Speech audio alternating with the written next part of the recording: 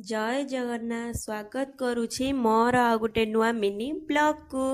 आज सकाळु उठिकी बहुत सारा काम थिला जेमति कि लुगा धोइबा पाखरु आरंभ करिकी बहुत किछि काम कर सारा पर मु गाधे पाधे ठाकुर पूजा सार देइथिले आ एठी मुढ़ी खाइ नैथिली से खाइथिले पखाळ मु खाइ नैथिली मुढ़ी तापर टिके चाउल को मु सखाळु बतरी देइथिली बिरयानी बनेया पे मो पाखर किछि वेजिटेबल बेसी नथिला तो मु सेत पय खाली आळू को ही मैरिनेट करके बने नैथिली। नॉन वेज तारो मते वेज बिरयानी बेसी भल लागे काहे कि सेतिर सब वेजिटेबल पड़थाय आउ मु वेजिटेबल खाया पे बहुत बेसी भल पाए।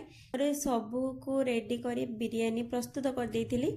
एठी चाउलटा खिला खिला अछि बस मु देखुतली कि हेछि कि नाही। तापरे आमे खाइबा दी जण नै आस्तिलु बिरयानी सहित रायता खाई सारा पर एटा तो गोटे सब गृहिणी मानकर काम खाओ पिओ बासन टिके धुओ ए बासन सब धोई सारा पर मो किचन को बहुत सुंदर करी सफा कर देदिला ए सब को मु एमिति उल्टेई रखिछि काहे तार पानी गुडा निगिडी जिवो। तापरे मु पळे आसली सोइबा पई। आजिर ब्लॉग टी भल लागितिले लाइक कमेंट शेयर करिवे। रहउची जय जगन्नाथ।